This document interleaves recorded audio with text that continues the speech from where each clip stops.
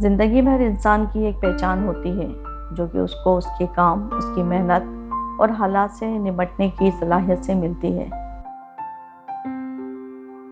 मुझे फ़ख्र है कि मेरी पहचान एज ए आयरन लेडी बनी, जो कि मेरी फाइटिंग स्पिरिट और कभी हार ना मानने की वजह से मिली।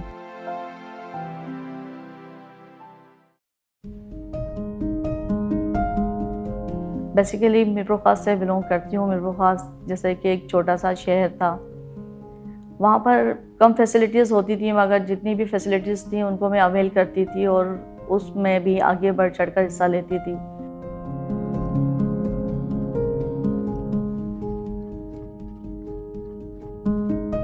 स्टूडेंट लाइफ से ही गेम्स के अंदर हमेशा गोल्ड मेडलिस्ट, चैम्पियनशिप्स हमेशा मैंने विन करी। स्पोर्ट्स के साथ ही मैंने कभी अपनी स्टडी को डिस्टर्ब नहीं किया। डॉक्टर बनने का बचपन से शौक था और इसी शौक को लेकर कराची अपने भाई के पास रहने लगी और मेडिकल कॉलेज बकई के अंदर एडमिशन लिया। मगर किस्मत को कुछ और मंजूर था।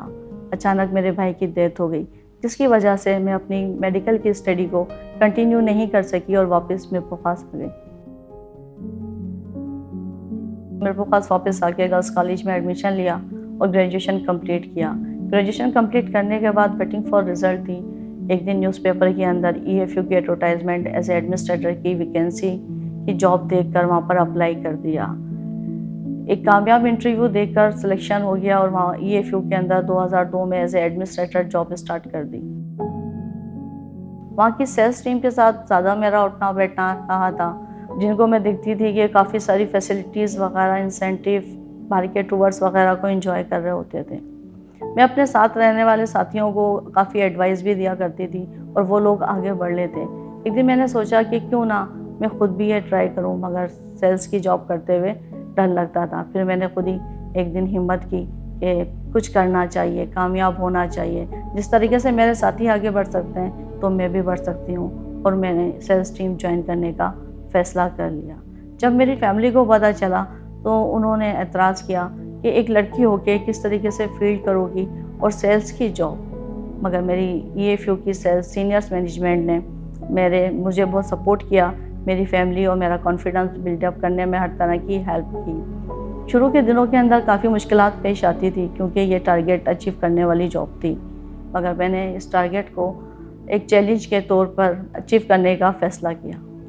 अपनी मेहनत और लगन से EFU के अंदर मैं एज ए यूनिट मैनेजर जल्दी प्रमोट हो गई। आहिस्ता आहिस्ता कामयाबी की तरफ जा रही थी कि अचानक मेरे फादर की डेथ हो गई। कुछ दिन हुए थे फादर की डेथ के बाद कि मेरे बड़े भाई की डेथ हो गई। जब मेरे फादर और मेरे बड़े भाई चले गए तो जैसे लगा था कि सब कुछ ख़त्म हो गया है।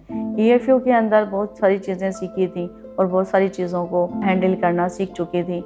जब फादर और भाई गए थे तो एक लम्हे को तो ऐसा लगा था कि ज़िंदगी ख़त्म हुई है, मगर EFU ने इतना सिखा दिया था कि घर के मसले मसाइल, भतीजा भतीजों, फैमिली को जो जिम्मेदारियां आई तो बड़े अच्छे तरीके से उनको डील करने लगी थी। और EFU की बदौलत ही मैंने अपने घर को भी मैनेज करना, जिस तरीके से ऑफिस को मैनेज कर रही थी, इसी तरीके से घर को भी मैनेज करते हुए बहुत सारे मसलों को फेस करती रही। EFU में काम करने की आज तक वजह मेरी यह है कि EFU के अंदर जो बंदा भी पोजीशन पर पहुंचता है वो हमेशा मेरिट बेस के ऊपर होता है। कम वक्त के अंदर इंसान एक अच्छी पोजीशन पर पहुंच जाता है। ना कोई सिफारिश है, ना कोई पैसा खर्च करता है। यहाँ पर मेरिट बेस के ऊपर इंसान जितना काम करता है और आगे बढ़ता है। जो बंदा काम नहीं कर रहा होता है तो वो पीछे रह जाता है। मैंने भी ये चीज़ देखी और अपने काम में लग गई और मेरिट बेस के ऊपर यूनिट मैनेजर का सफ़र से लेकर आज एज ए ग्रुप मैनेजर मैंने यहाँ पर सारी फैसिलिटीज़ और पोजीशन हासिल करी। 2020 का आगाज़ बड़ी हाई स्पीड से किया, मगर अचानक एक हादसा पेश आ गया। कोरोना जैसे वायरस ने मुझ पर अटैक किया और मेरी कंडीशन काफ़ी सीरियस हो गई। मुझे हॉस्पिटलाइज होना पड़ा। एक प्राइवेट हॉस्पिटल के अंदर मेरा ट्रीटमेंट चल रहा था। जिस तरीके से EFU के अंदर काम के टारगेट को चीज़ों से लड़ती थी, इसी तरीके से उस बेड के ऊपर रहकर मैंने उस बीमारी से लड़ा। मैंने कहा नहीं, मुझे सही होना है, सही हो गया, क्योंकि मुझे बहुत कुछ करना है। अभी बहुत से ख्वाब मेरे अधूरे थे जो कि मुझे हासिल करने थे, क्योंकि मुझे अचीव करना था और कुछ करके दिखाना था।